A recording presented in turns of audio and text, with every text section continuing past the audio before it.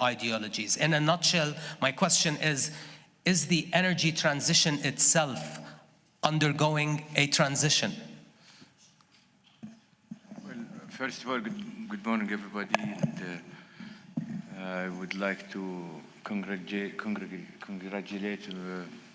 Jasser and his team for setting up this meeting, historic meeting, because it was within, as Dr. Jasser was saying, it was within this building and this vicinity. I think the beginning of, or the starting up of the bank was announced here 50 years ago.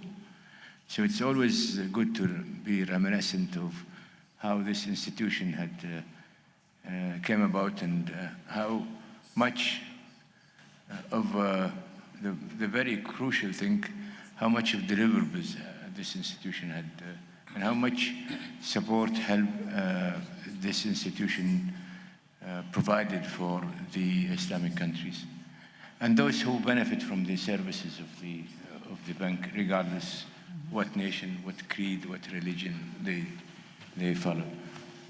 Now, and just a bit of a reminder, luckily, Nasser, you were there in Abu Dhabi somewhere around the 12th of September. There was an event our friends and our brothers from the UAE hosted. It was almost like 5 days or 6 days since I became a minister. Back in 2019. And back in 2019, and we had a pavilion, a big one. You remember, actually you interviewed me while we were walking. And the theme of the pavilion was Saudi Arabia in transition. So I keep telling people that we are the claimant of that name, because we had to endure an unusual year, trying to fend off with our colleagues from the UAE, of trying to bring sanity to this discussion, and as you have said, a practical realism to the debate on the issue of how can we intertwine and not to lose any sight of the trilemma, as you have mentioned, because actually these things will have to go hand in hand. You cannot compromise economic growth, economic prosperity. You cannot compromise energy security for the benefit of attending to climate change. Inversely, too, you cannot compromise attending to climate change with being too facetious and too selfish. Not only selfish in what will happen to the world today, but what may happen to the world in the future. Because actually, I honestly believe that policy setters, not only they have a responsibility of attending to the well-being of the people as they are today, relevant to the governments of today, but also they have a moral duty to attend to their countries with a view that they should bequeath and inherit the future generation with governments, with countries that still has the aspiration and the potential for growth and prosperity, and to be effective in attending to global issue. I'm glad you mentioned that, the notion of global. You know, yes, the last 3 days, and by the way, if I appear during the discussion, if I appear a bit delusional or what have you, it's been quite a 3 days for me. I was brought back to Saudi Arabia on Saturday late afternoon, and ever since then until today, I think I've had like 50-some meetings, attended 5 or 6 meetings like this, or sessions like this.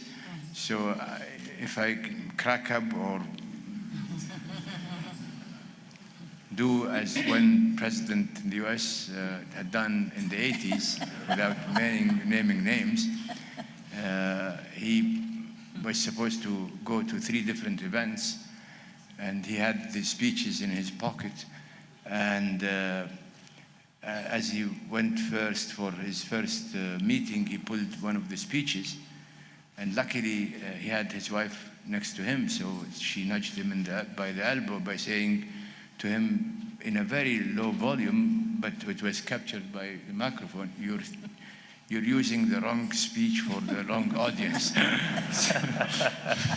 So I'll leave it there.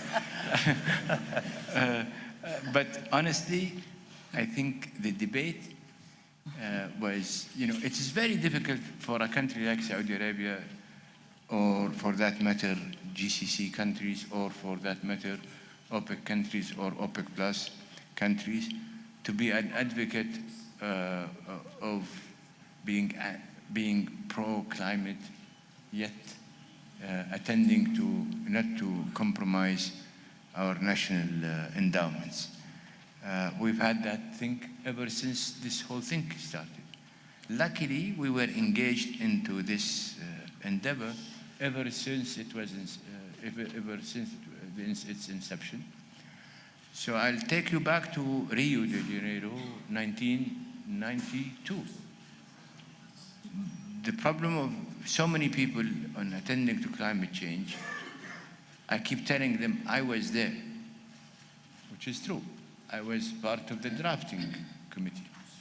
So I need not to be lectured about the content of the UNFCCC agreement or the other relevant agreements, including the Paris Agreement. And the Paris Agreement had its own pillars, had its own concepts, which we all concurred and agreed to. The problem is not the Paris Agreement. The problem is the funny interpretation of what is the Paris Agreement. I think I have to mention something that back in June 2021, you were a witness to that. You were participating in that press conference. It was then when the IEA issued the net zero scenario, and that net zero scenario was developed for the purpose of that Glasgow climate change meeting. I think you've given that scenario a specific name. Yeah, I gave it the La La Land scenario, and I'm so proud that I did say that because I was alone. I remember meeting people in a conference in St. Petersburg. Some of them are big, without naming names, big serious CEOs. They all jumped and congratulated me for saying what I said. I said, okay, what about you? Are you going to speak up or not? But when people are so worried for the purpose of being politically correct, that they are denying themselves or being politically correct, that they will not utter a word. I don't know.